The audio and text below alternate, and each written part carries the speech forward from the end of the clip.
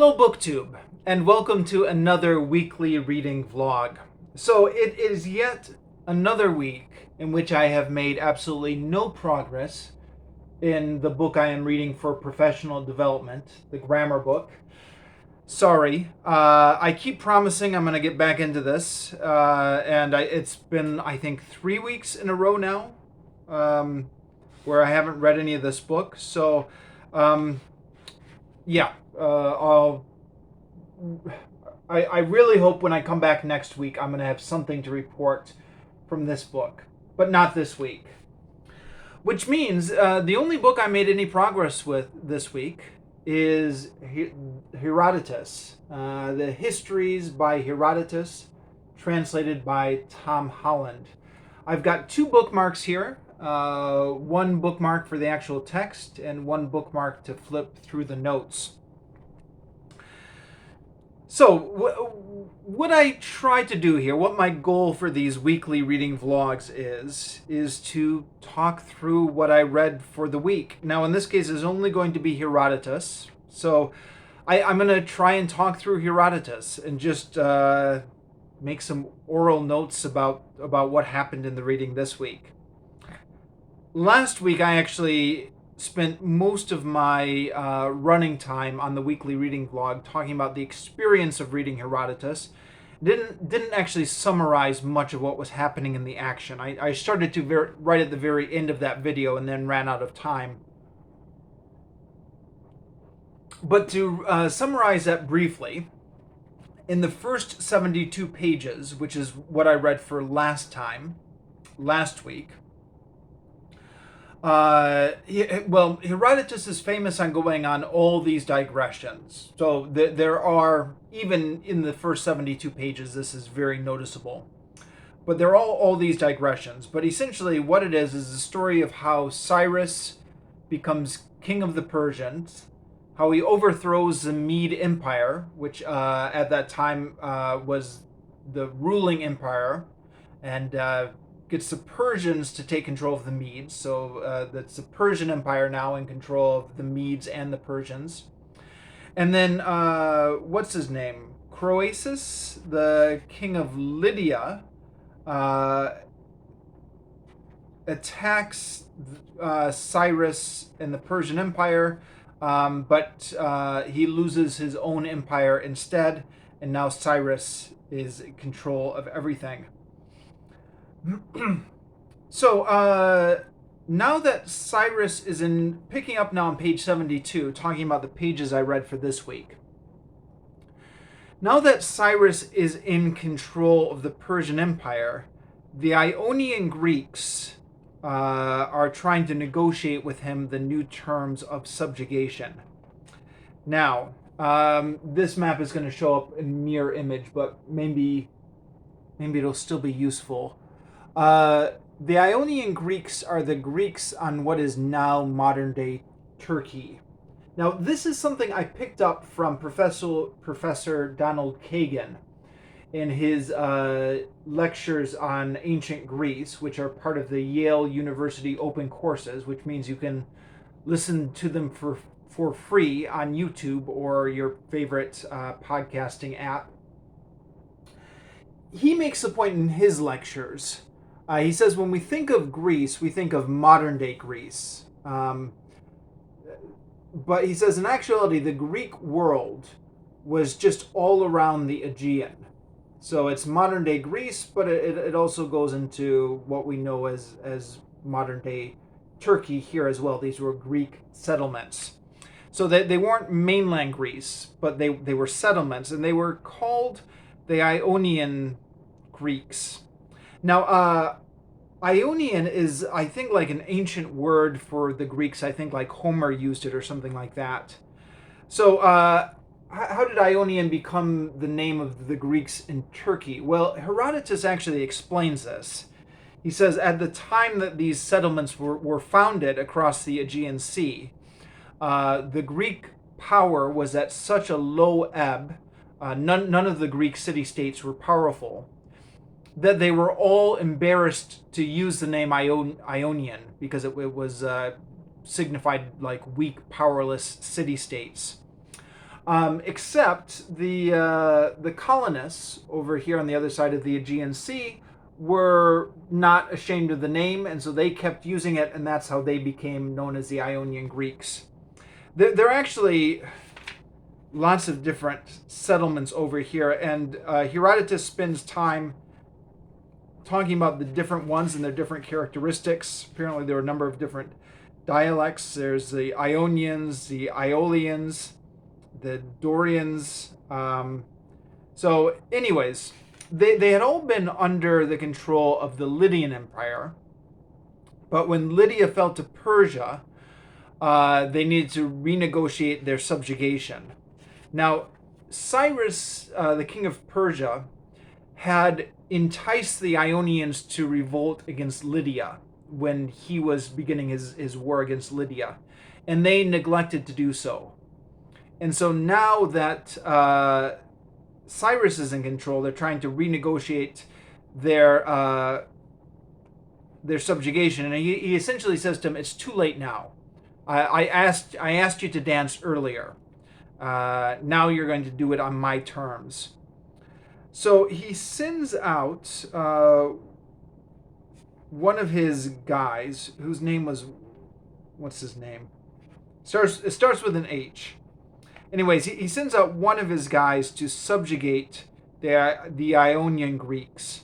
And there's a whole bunch of different stories about how different towns either try to resist him or make some sort of settlement with him. There's one town which decides that rather than they realize that they can't fight the Persians, but they don't want to subjugate themselves. So rather than subjugate themselves, they just ask for one day to make up their mind. And then they evacuate the whole city and get on their boats and go found a new settlement elsewhere, first in Corsica, and then I think they end up in Italy. I guess that like the greater Greek world also included like Sicily and Italy at this point. And Herodotus spends a fair amount of time talking about their misadventures and what happened to them. So there are a lot of different digressions in this book. But yeah, basically, all the Ionian Greeks are subjugated. There's also a revolt in Lydia, just as Cyrus is. So yes, Cyrus sends one of his subordinates to deal with the Ionian Greeks, and then Cyrus is marching up north to conquer like the Babylonians and the Scythians and the Assyrians and all those empires. So as Cyrus is marching up, he hears about a revolt in Lydia.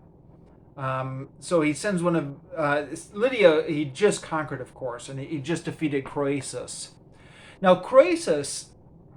Oh, by the way, hopefully I'm pronouncing that name correctly. But a blanket apology for all the names I'm going to mispronounce in this video. Croesus, interestingly enough, after being defeated at the hands of Cyrus, ends up just being part of Cyrus's entourage. So he's not killed. He's not put in chains. Well, he is. There is something mentioned about chains, but they seem to be kind of mostly symbolic. So he's accompanying Cyrus and becoming one of his advisors, and he knows that Cyrus wants to completely eliminate Lydia as a punishment for rising up again just the moment he's marched away from them. But he says, no, it's not the Lydian people's fault. It's just the fault of these bad leaders they have. So he says, get rid of the leaders, and then you can forbid the Lydians from doing any sort of warlike things ever again in the future, and they'll just become subservient farmers. I think that the words used in the book are that they'll just become like a country of women, because they won't practice in any of these warlike things. And it says Croesus said that because he knew the alternative was for Lydia to be annihilated. So one of Cyrus's subordinates comes down, and then the guy, the general who was leading the revolt in Lydia, ends up running to one of the Ionian Greek cities for refuge. Um, and ends up getting refuge in one of them. And then the Persian army comes to demand that he be given up. And they send messengers to one of the oracles of Apollo asking for advice. And Apollo says, just give him up, otherwise you'll be destroyed. But this is so, apparently this is so antithetical to the Greek values, to give up somebody who has taken refuge in the city. And Tom Holland actually backs this up with his notes at the end. This is one of the points where Tom Holland chimes in and said the Greeks, this was really sacrilegious for Greeks to do, is to give up somebody who had taken sanctuary in their city. So they send different messengers to Apollo, and there's a story. One of the messengers, when he hears Apollo saying you need to give him up, goes around through Apollo's temple and starts taking the nests of all the birds who have lodged in Apollo's temple. And like Apollo says, "What are you doing?" And he says, "Well, if we have to give up our refugees, then you have to give up all the people who've taken refuge in your temple. All the birds have taken refuge in your temple." So as always, all throughout these stories, a mix of what is presumably real history and folklore. Anyways, that story goes on for a while. I think they end up just transporting the guy to another city to try and give him refuge. And then that guy ends up in a couple different cities, I think, and then one of the other cities just gives him up to the Persians. And then it goes on to Cyrus's the Great campaign. Sorry, I shouldn't say the Great, although I think he is called the Great, right? But I shouldn't say that because that wasn't in the text here. I was reading from Herodotus. So he goes and fights the Babylonians. Now, because Herodotus loves to go on digressions, when we get to the Babylonians, he spends some time describing the Babylonian city and the customs there. Herodotus is famous for describing all these bizarre customs of all these places in his narrative that may or may not be true. For example, the Babylonian women have to spend one night in the temple. Sometime in their lives, they have to go into the temple for one night, and they just have to stay there until a man comes along and puts a gold coin in their lap and has sex with them. And he said, the pretty women, it's easy for them. I mean, aside from having to have sex with a strange man, but it's easy for them because they barely sit down and someone puts a gold coin in their lap. But he says, the ugly woman can be waiting in this temple for days and days and days, and nobody will come around to have sex with them. And if they don't get that permission, if they don't get that gold coin and somebody taking them up for sex, they just have to keep staying on in the temple. So that's one of the apparent traditions of the Babylonians. And he talks about one of the Babylonians' famous female rulers who was really wise. Tom Holland notes in the footnotes, over here that apparently was one of Herodotus's reoccurring themes, is these wise female rulers. But the Persians eventually conquer Babylon. There's a battle. The Babylonians lose the battle, and I think go in behind their walls, and they're preparing for a siege. But the Persians are able to get in through the river, the Euphrates River, I believe it is, by digging channels to divert the water so that the water goes lower, and then they're able to get in through the gate where the river flowed. So then that's Babylon, and then they go on to try and conquer another civilization. And what was the name of that other one? It was a land kind of near the Scythians, I think, which I believe is modern day Afghanistan. With a book like this, you get a little bit tired of always going to the back to check the maps. Although I do check the maps frequently whenever I feel like I really need to see the map to follow the narrative. But this is one of those places where I have to admit I didn't check the map. Yeah, but it's the Massagetans. Massagetans. It looks like it's spelled massage plus tans. Massagetans. I don't know. Who are ruled by a wise woman named Tomiris. And first, Cyrus, the king of Persia, tries to woo her to be his wife. But she's too smart for that. She knows that he only wants her to be his wife so she can gain control of his kingdom.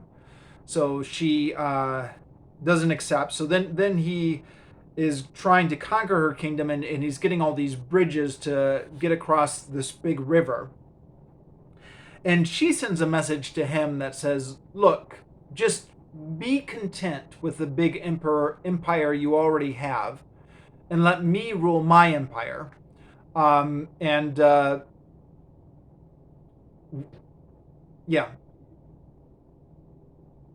Sorry.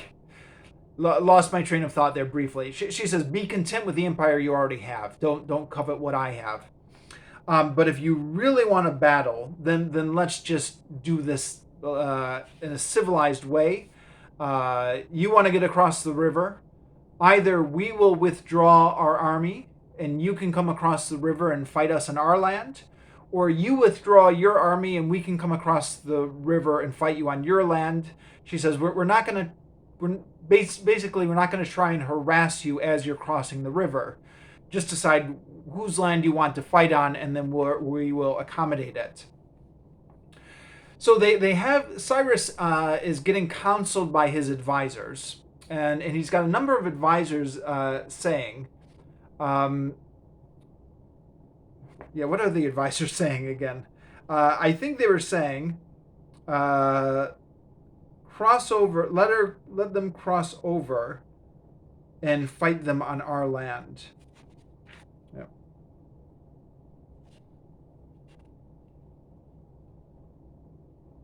Yeah. Let her cross over and meet them on your lands. And this was apparently because he was so, Cyrus was also leading this way. Apparently because he was so super confident that he would win, because he's won every battle up until now. But then he still got in his entourage Croesus, the old king of the Lydians, who he defeated and is now part of his entourage. Croesus says, you keep me around with you to give you good advice, and I would be neglecting my duty if I didn't try to tell you that I don't agree with this opinion. He says, Croesus says, don't just assume that you're always going to win the battle, because that's what arrogant people do. You may not win it, and then you don't want her on your territory when you lose the battle, because then you're opening up the interior of your empire to this foreign army. Plus, he's something about it being shameful to be defeated by a woman on your own turf, even though like the queen is actually not leading the battle herself; it's just her army. But I guess that was the prejudices of the ancient world. So Croesus says, here's an idea.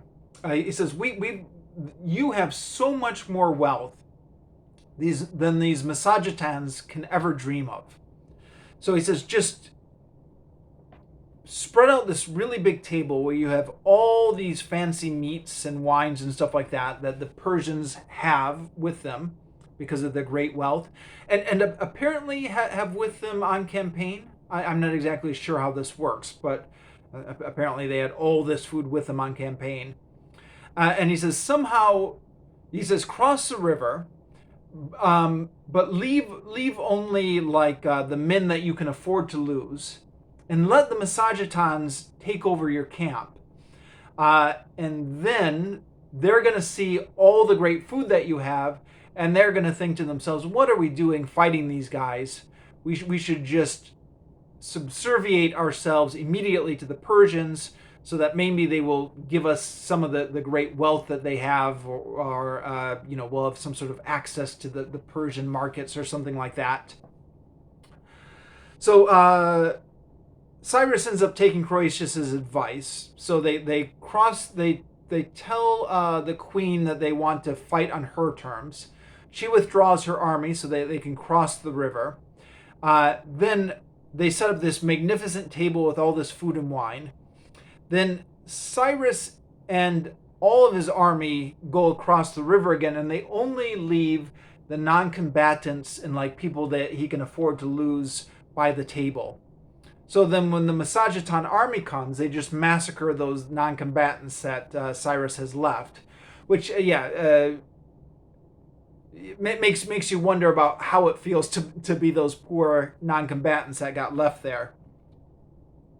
And then they fall upon all the food and wine that has been left there, and they eat themselves until they're sleepy, and they drink themselves until they're drunk, and then they just pass out. And then Cyrus and his army come across and kill them all or capture them, including the queen's son.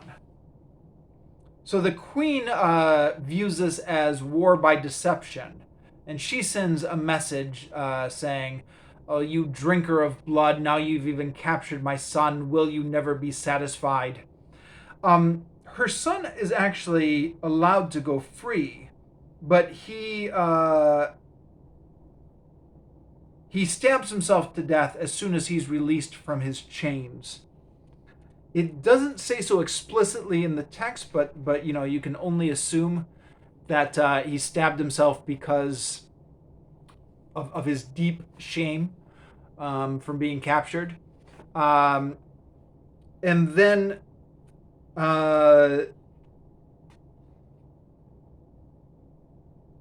Tomiris, the queen, is really upset about this. So they have a big battle between both sides.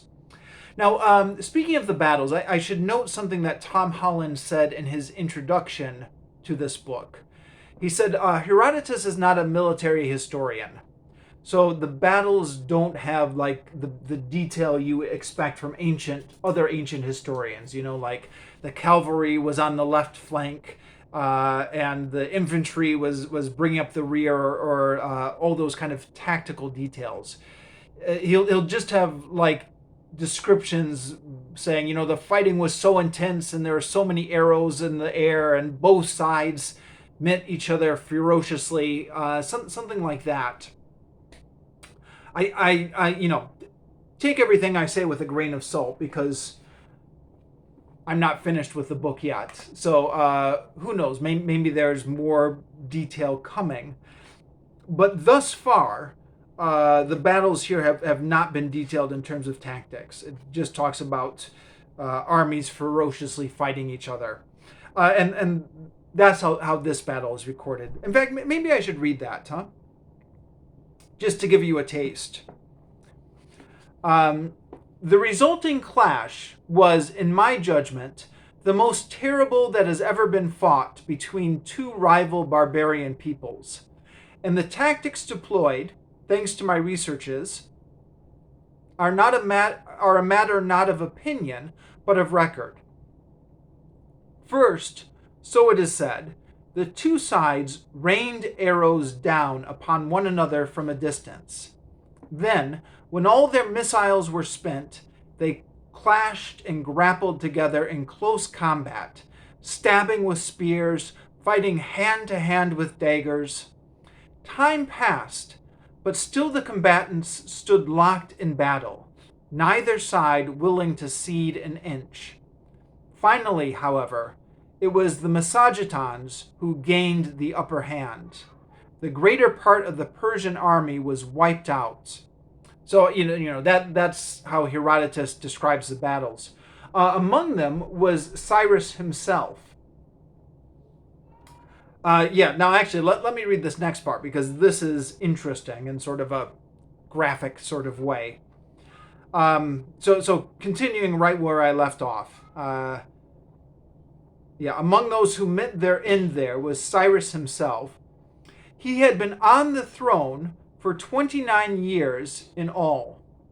Tomiris, that's the queen of the Massagetans, who had filled a wineskin with human blood, searched among the Persian dead for his corpse, and once she had found it, pushed the head into the wineskin. "No matter that I am the one left alive," she said, standing over the desecrated body. "No matter that I won the battle. When you tricked my son into your hands, you destroyed me. I threatened then that I would glut your thirst for blood. Now, you have your fill." And then once again, there's a footnote from Tom Holland, who says if you want to see a graphic portrayal of this, you can see Rubens' picture at such and such a museum somewhere. So of course, rather than going to the museum, I just Googled it. Cyrus head, Tomiris, Reuben. Reuben spelled Ruben. And yeah, you can see the painting on Google Images easily enough. The painting, as these paintings often do, seems to have changed some of the details. It's not a wineskin in the painting. It's like a bucket of blood, and she's putting his head to drink from the bucket of blood. His decapitated, severed head. Well, a bunch of people are looking around and laughing at it. So, yeah, that was one of the interesting little footnotes here that connected that piece of history, although who knows how realistic this is, with art history. There's actually one important detail I skipped over. The night before the battle, Cyrus has a dream that Darius is going to take over his empire, which he interprets as meaning that Darius is going to lead a revolt against him. So he tells Darius's father, "You need to go and arrest your son because he's planning a revolt against me." Not, of course, realizing that Darius is not going to revolt against him, but Darius, he's going to die on the next day. But then after he dies, the throne doesn't go to Darius, although presumably that's coming later in the narrative. It goes to his son, Cambyses. Again, apologies on the pronunciations. And it says that his son Cambyses took it for granted that the Ionian and Aeolian Greeks, the Greeks on the west coast of Turkey, taking it for granted they were still subjugated to him like they had been to his father. He's going to conquer Egypt. And then we get into this huge digression all about Egypt, which I am still reading on page 120. There's a note here that this is book 2 now of the narrative. And translator Tom Holland notes in the endnotes, he says, book 2 is the longest book in Herodotus. I think there are like 9 books. And Tom Holland says, keep in mind that these divisions into books were not original with Herodotus. They were done by later scholars. But book 2 seems to have been some piece of writing that he maybe produced separately just to show off his skills, and then later got inserted into his larger histories. And I think book 2 is all about Egypt and all about the customs and stuff like that. I am out of time.